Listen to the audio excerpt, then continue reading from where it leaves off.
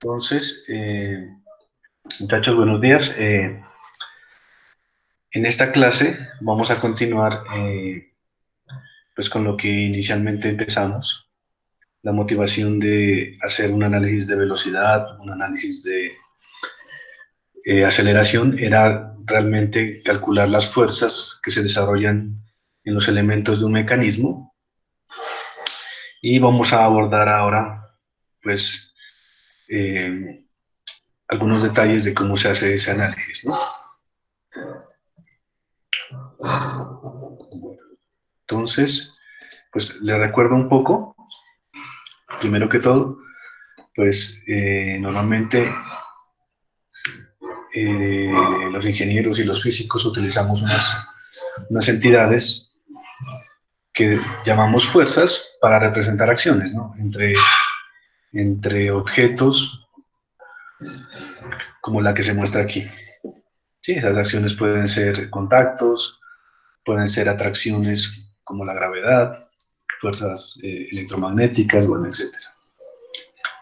Estas cantidades llamadas fuerzas, pues ustedes saben, por definición, son unas magnitudes que tienen eh, una cantidad, una magnitud, una dirección y un sentido.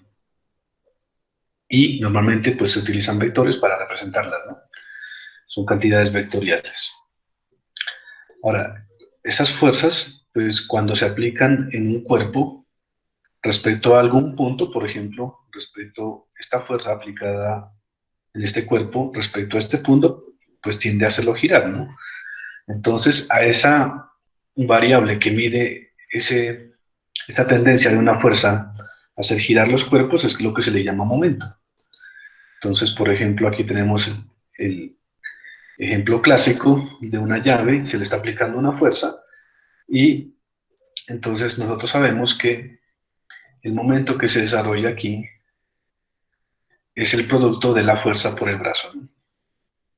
Donde el brazo, en este caso, que aparece aquí como D, es la distancia perpendicular de la línea de acción de la fuerza al punto, ¿no? Entonces aquí decimos, el momento de esta fuerza respecto a es el producto de la fuerza por el brazo. Aunque en estática, y pues lo vamos a ver más adelante, la definición de momento tiene una forma más general, que es una forma vectorial, ¿no? Bueno, ya lo vamos a ver más adelante. Entonces, normalmente cuando trabajamos con fuerzas, pues algo que nosotros siempre hacemos es que esas fuerzas las proyectamos sobre un sistema de ejes, por ejemplo. Aquí sobre la dirección 1 puedo proyectar esta fuerza y la puedo proyectar sobre la dirección 2. Normalmente esas dos direcciones sobre las que proyectamos las fuerzas son direcciones ortogonales. Entonces aquí, por ejemplo, F1, F en la dirección 1 sería la magnitud por el seno de este ángulo y F en la dirección 2 sería la magnitud de la fuerza por el coseno, ¿no? Bueno, entonces, siempre que intentamos analizar las fuerzas y el efecto que producen sobre un cuerpo, pues tenemos que recurrir a las leyes de movimiento o leyes de Newton, ¿no? Entonces, la primera ley es la ley que dice que todo cuerpo permanece en estado de equilibrio o si se mueve a velocidad constante, la mantiene siempre y cuando sobre él no actúe ninguna fuerza. Es a veces pues como la forma de decir que es la ley del equilibrio, ¿sí? O la primera ley, ¿no? De Newton. La segunda ley normalmente dice que un cuerpo se mueve con una aceleración proporcional a la fuerza que se le aplica, ¿no? ¿Sí? Y la tercera ley, pues es la ley de acción y reacción. Entonces, toda acción produce una reacción de igual magnitud y de sentido opuesto, ¿no? ¿Listo?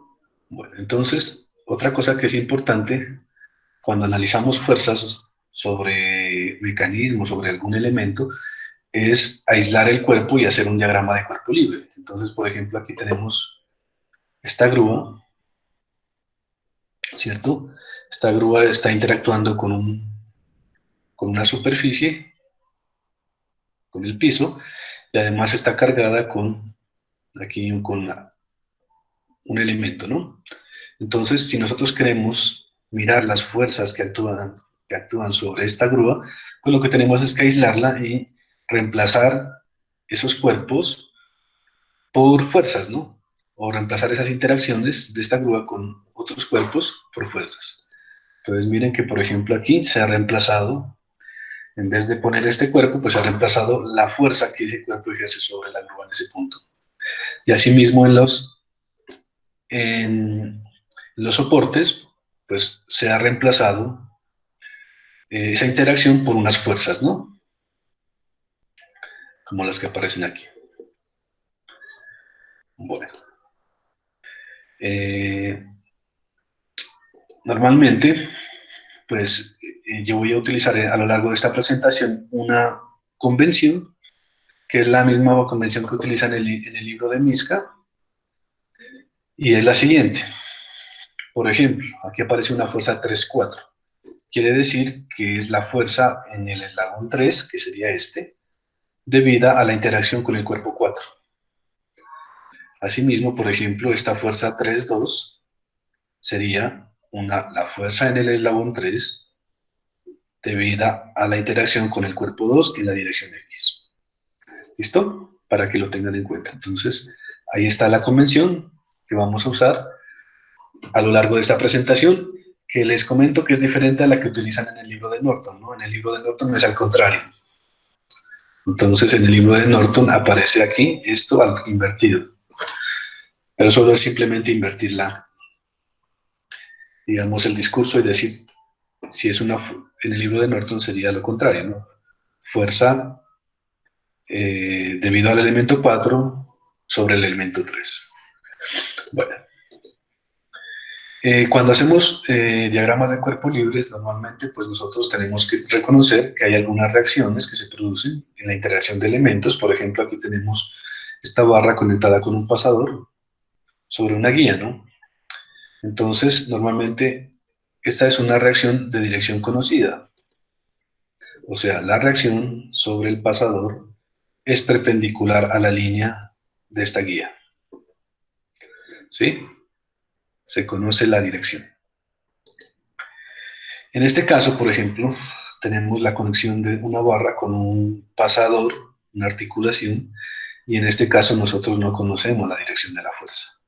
Es una reacción con dirección desconocida, por eso representamos esta interacción con dos componentes de fuerza, una componente en X y una componente en Y. Y en algunos casos como este, por ejemplo, o como el de un empotramiento, tenemos una reacción que evita tanto traslación en Y o en X y además evita la rotación, ¿no? Por eso aparecen tres componentes de reacción. Eso en el caso bidimensional, pues en el caso tridimensional ya habrían más componentes de fuerza y pues eso con más detalle se aborda en estática, ¿no? Bueno, entonces también algo importante que a veces uno lo utiliza bastante y es esta condición, ¿no? Por ejemplo, hay muchos mecanismos que tienen un eslabón como este, que tiene dos puntos de unión. O sea, es el caso de un cuerpo sometido a dos fuerzas. Entonces, cuando un cuerpo está sometido a dos fuerzas y está en equilibrio, entonces se debe cumplir que, pues, en primer lugar, estas fuerzas son de igual magnitud, actúan a lo largo de la misma línea de acción y tienen sentidos opuestos. ¿Sí? Y es una condición importante que nos va a ayudar a resolver algunos problemas, sobre todo cuando tenemos eslabones con esta condición, ¿no? Bueno, entonces el caso más sencillo de mecanismos, eh, pues y que muchas veces podemos tomar ventaja de este tipo de análisis, es cuando podemos considerar que el mecanismo trabaja bajo condiciones estáticas, ¿cierto? O cuando las velocidades son pequeñas, entonces en ese caso podemos suponer, o un análisis estático puede ser apropiado, ¿no?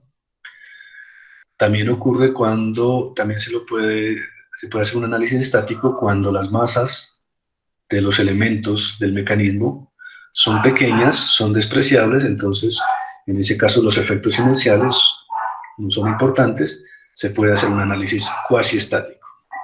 ¿Listo? Aquí les pongo un ejemplo. Esta es un mecanismo para para partir nueces, ¿no? Fracturar nueces, ¿sí?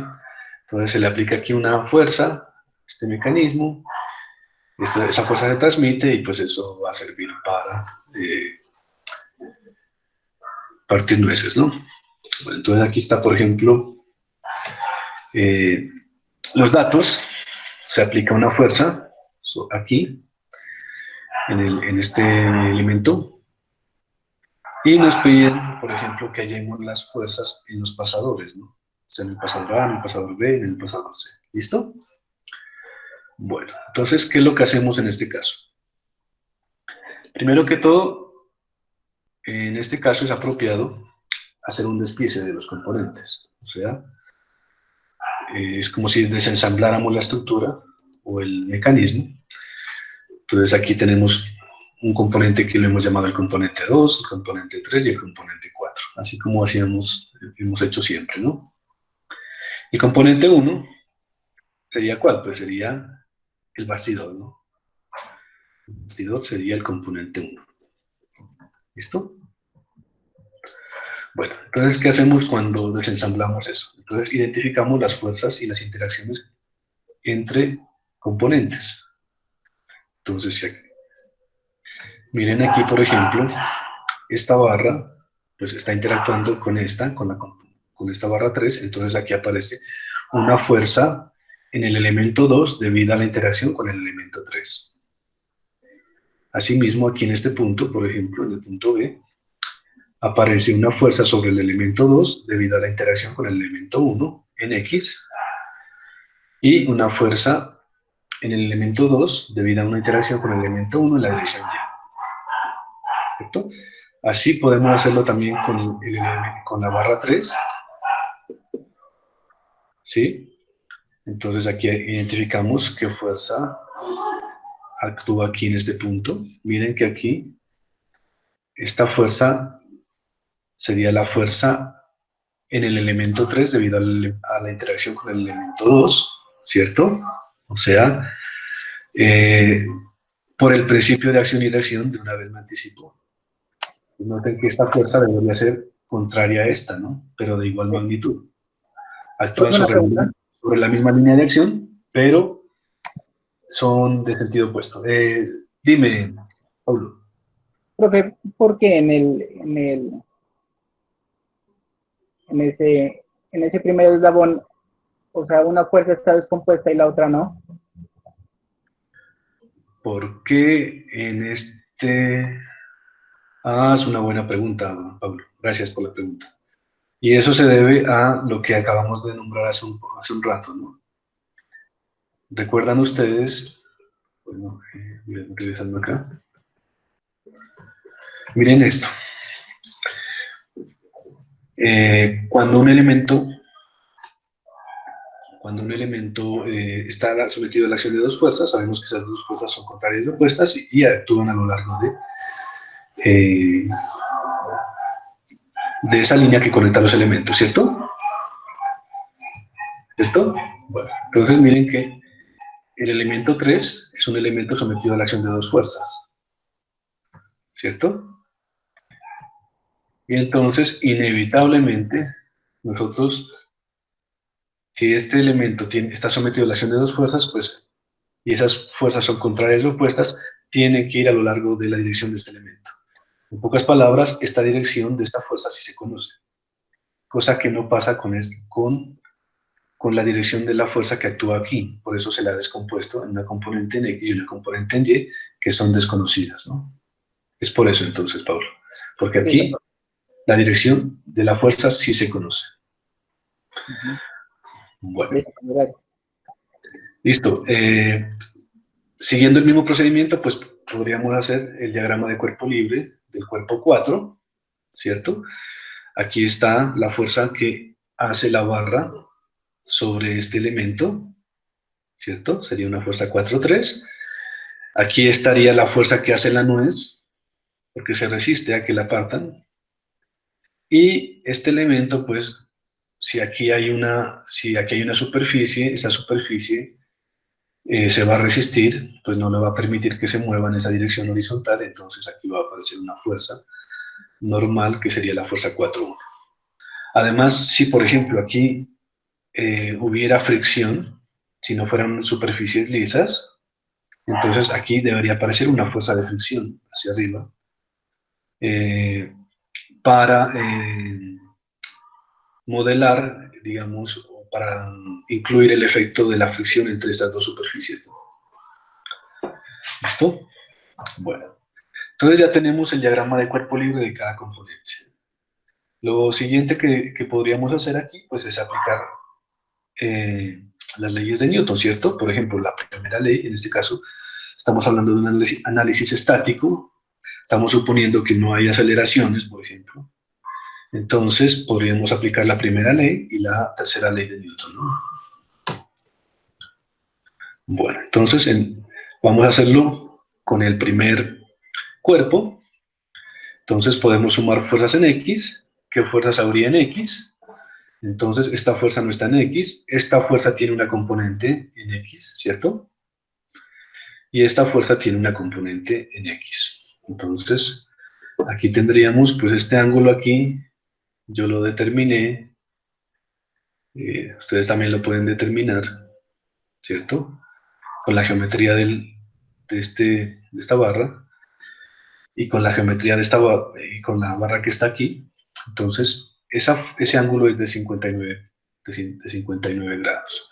Entonces, cuando proyectamos esta fuerza sobre el eje horizontal, pues tendríamos F(2,3) coseno de 59 es positivo porque la componente en X de esta fuerza es positiva en X, ¿cierto? Asimismo, esta fuerza es positiva, la hemos supuesto positiva, no la conocemos, suponemos que es positiva, y al final, cuando resolvamos el sistema de ecuaciones, pues veremos si tenemos razón o si no, pues nos va a dar negativa, quiere decir que va al contrario. Listo. Asimismo, sumamos fuerzas en Y, esta fuerza va hacia abajo, esta tiene una componente en Y hacia arriba, y aquí hay una componente en Y, ¿no? Entonces aquí tenemos esa sumatoria, y podríamos también sumar momentos, ¿no? Respecto a algún punto. Entonces, por ejemplo, podríamos sumar momentos respecto a este punto. Entonces, si vamos a sumar momentos respecto a este punto, estas dos fuerzas no producen momento. Tendríamos que considerar el momento que produce esta fuerza. Mejor dicho, las dos componentes de fuerza, la componente en Y y la componente en X, y el momento de esta fuerza, ¿no? Entonces, aquí tenemos la sumatoria de momentos. Esta fuerza, si este cuerpo está articulado aquí, pues tiende a hacerlo rotar antihorariamente, o sea que es una rotación positiva, por eso ese momento es positivo, y ese momento sería igual a 5 por esta distancia, ¿no? Por el brazo, que sería 5 más 3, 8. Asimismo, la componente en X, cuando proyectamos esta fuerza en X, hace un momento respecto a este punto, lo tendría a hacer rotar en sentido horario, por eso es negativo. Entonces sería la componente en X, que es esta, por este brazo, ¿no? 1.5. Y cuando proyectamos esta fuerza en Y, la rotación también tendería a ser horaria, momento negativo, y aquí estaría la fuerza multiplicado por esta distancia, que sería el brazo de esa fuerza. Entonces, de esta ecuación podemos despejar esta fuerza, F(2,3), que en este caso da 11.96 libras. Aquí da el ángulo también. La fuerza F(2,1), que da de 6.16 libras y va en el sentido contrario de X, y esta fuerza F21, que es de 5.25 libras y va hacia abajo, ¿no? También da negativo. ¿Está ahí alguna duda, chicos? No, profe. No, profe. Bueno, entonces, pues aquí es un poco complicado hacer el procedimiento paso a paso, pero sí les recomiendo que traten ustedes de hacer esto paso a paso, estas operaciones, para que, pues, despejen cualquier duda respecto a lo que estamos haciendo aquí, ¿no? Bueno, vamos a ver cómo sería aplicar esas ecuaciones de equilibrio, pero a este cuerpo. Entonces, nosotros sabemos, ya me anticipé un poco aquí, nosotros sabemos que por el principio de acción y reacción, esta fuerza tiene que ser igual a esta, ¿cierto? Pero de sentido contrario. Entonces, eso nos va a servir, porque si ya tenemos la magnitud de esta fuerza, entonces ya sabemos, ya conocemos la magnitud de esta fuerza, ¿no? Que precisamente ya la encontramos y que nos había dado 11.96 libras. Y nos dio hacia arriba, o sea que la fuerza F32, o sea, la fuerza que actúa sobre la barra que viene aquí, pues tiene que ser contraria a esta, ¿no? O sea, esta. ¿Sí? 11.96, pero ya no va hacia arriba, sino que viene hacia abajo. ¿Listo?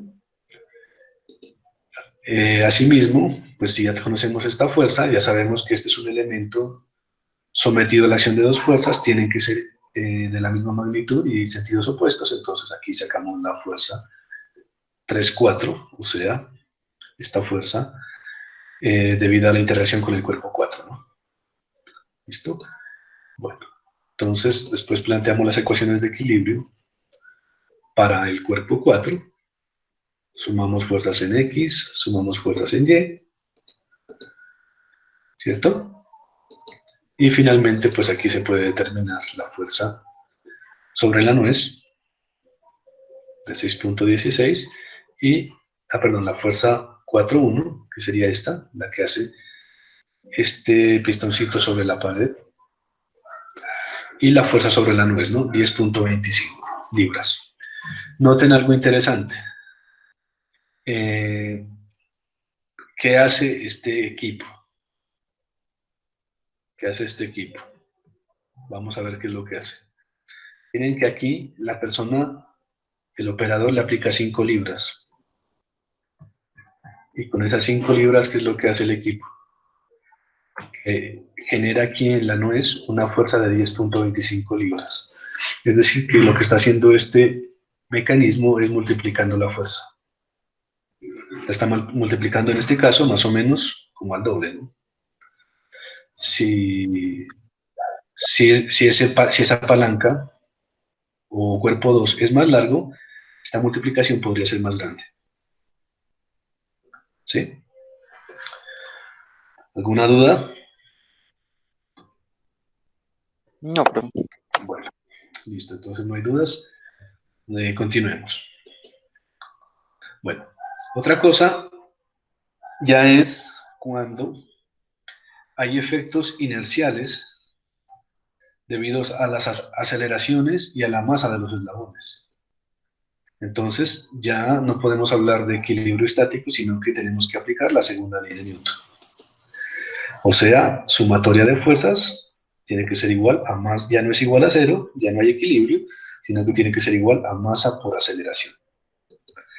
Y sumatoria de torques ya tampoco es igual a cero, sino que tiene que ser igual a momento de inercia por aceleración angular. Entonces ya empezamos a vislumbrar un poco por qué es que teníamos que calcular aceleraciones. Porque para poder hacer un análisis dinámico, pues tenemos que calcular estas cantidades, y estas cantidades solo se calculan si se ha hecho previamente un análisis de aceleración. Estas ecuaciones si estamos hablando en 2 dimensiones, pues esta se la podría desglosar, entonces se la podría desglosar como sumatoria de fuerzas en X debe ser igual a masa por aceleración en X. Esta ecuación vectorial se convierte en una ecuación escalar y sumatoria de fuerzas en Y debe ser igual a masa por aceleración en Y, ¿cierto? Esta ecuación, si estamos hablando en 2 dimensiones, pues estaríamos hablando de que el torque tiene una dirección en K, o sea, un vector que sale del plano, y esta aceleración pues también es un vector que sale del plano. O sea que esto también sería una ecuación escalar, porque ya sabemos que la dirección sería perpendicular al plano de movimiento. ¿Listo? Entonces, por ejemplo, para este caso, tenemos un eslabón.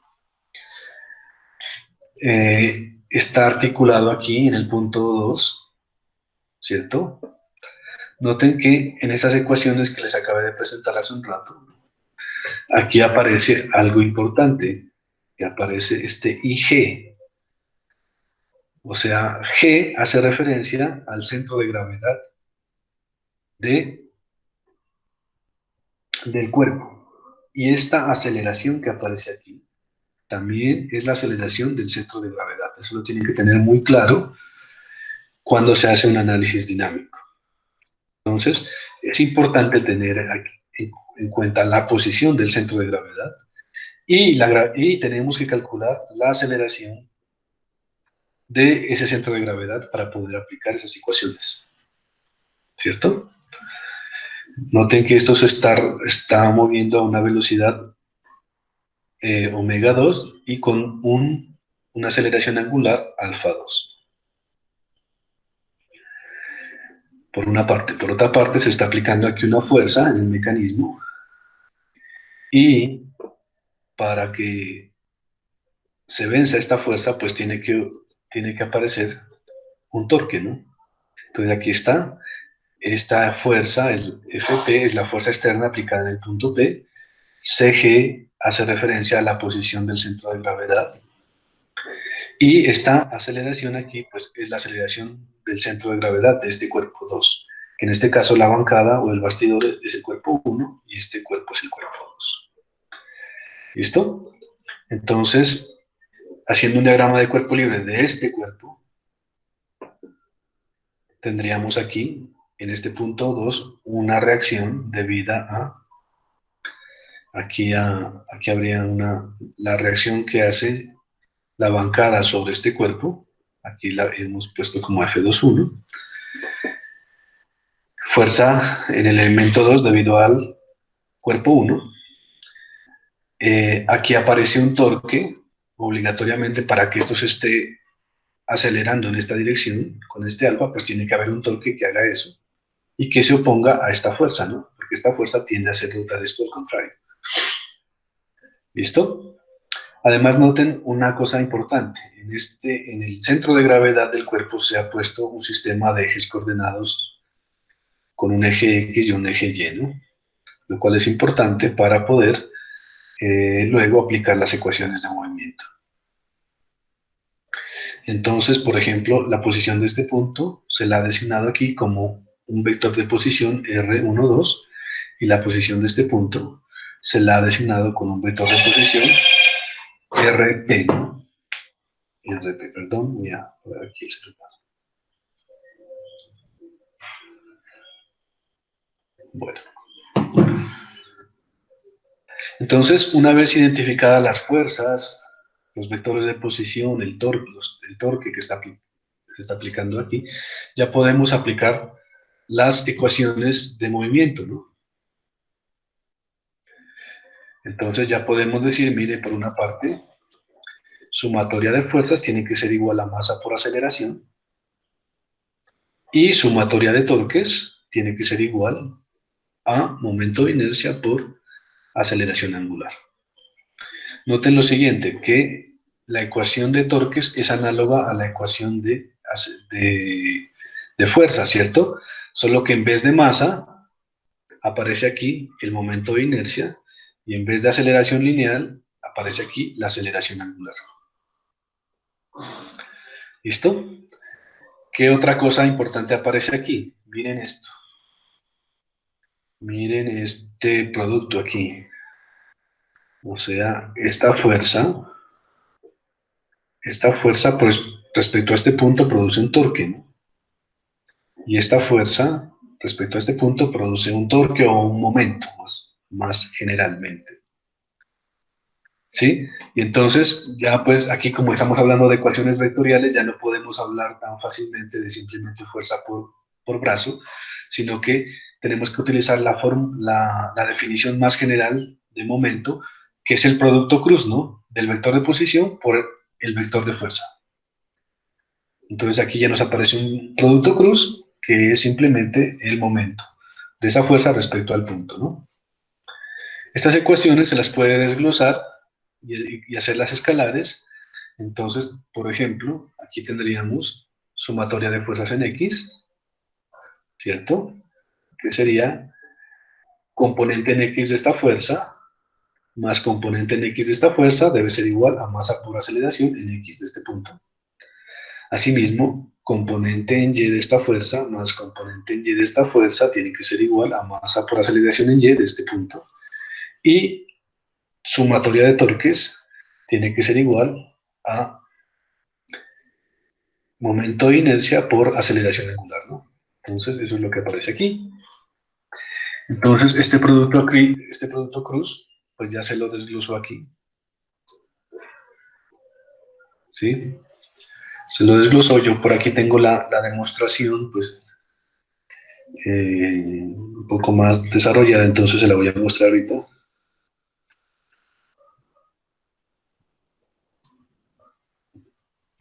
¿De dónde sale ese producto?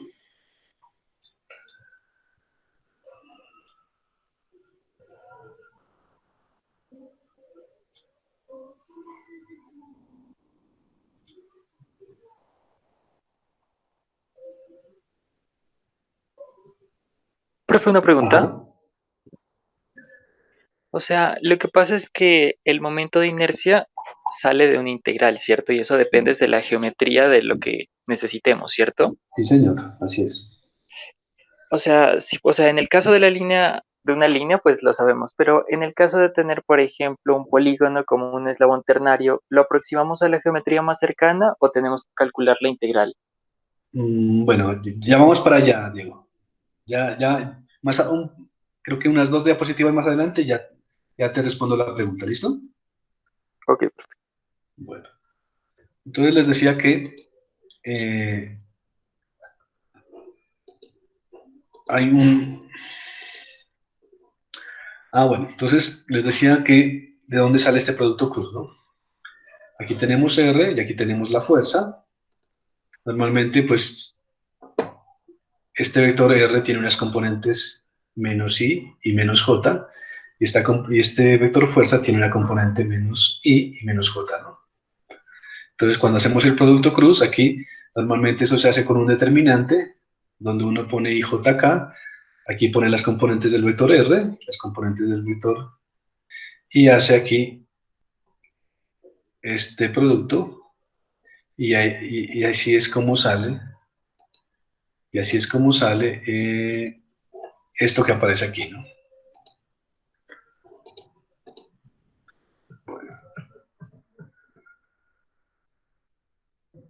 Creo que me fui muy atrás.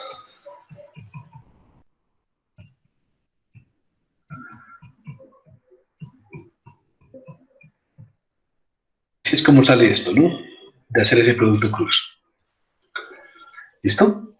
Pues para cada fuerza, ¿no? Yo les demostré cómo se hace para esta fuerza, pues para esta fuerza sería más o menos lo mismo, ¿no? Bueno, entonces, cuando nosotros planteamos estas ecuaciones, pues lo que vamos a llegar es a un sistema matricial, ¿sí? Esto se lo puede convertir en un sistema matricial. Entonces, miren que, por ejemplo, aquí se ha convertido esta ecuación en esta, ¿cierto? Por ejemplo, esta parte de aquí, que es conocida, se la pasó al otro lado, La única variable sería f21x. Esta también es conocida, pasa al otro lado. La única incógnita sería f21y, ¿cierto? Bueno, y acá también se organizaría eso y se convierte eso en un sistema matricial. Entonces aquí tenemos una matriz que nos daría la geometría del problema, de la barra, otra matriz que nos daría las componentes de aceleración y de fuerzas externas, y una matriz y un vector B que sería el vector de las incógnitas, lo que no conocemos. F21 en X, F21 en Y y T21, que sería el torque, ¿no? Entonces, eso se lo puede solucionar pues, por cualquier método de los que ustedes conocen, o sea, por ejemplo, invirtiendo en la matriz, o directamente utilizando un software como MATLAB o Excel, por ejemplo, para resolver este sistema, ¿no? Ahora, aquí precisamente toco el tema de lo que nos preguntó Diego. Entonces resulta que dice Diego algo que es muy verdad, muy cierto, y es que este momento de inercia de la geometría pues proviene de una integral. La buena noticia es que pues para la mayoría de geometrías, digamos, comunes que existen en mecanismos o en estática, pues esas geometrías se las puede desglosar o se las puede considerar como si fueran unas geometrías sencillas, por ejemplo. Y entonces esa integral de la que está hablando Diego, pues ya está hecha. Entonces, por ejemplo, para un cilindro, el momento de inercia con respecto al eje X es 1/2 de la masa por el radio al cuadrado, con respecto a este eje X. El momento de inercia con respecto a este eje Y es 1/12 de masa, y aquí pues está multiplicado por 3r cuadrado más l cuadrado, y así sucesivamente.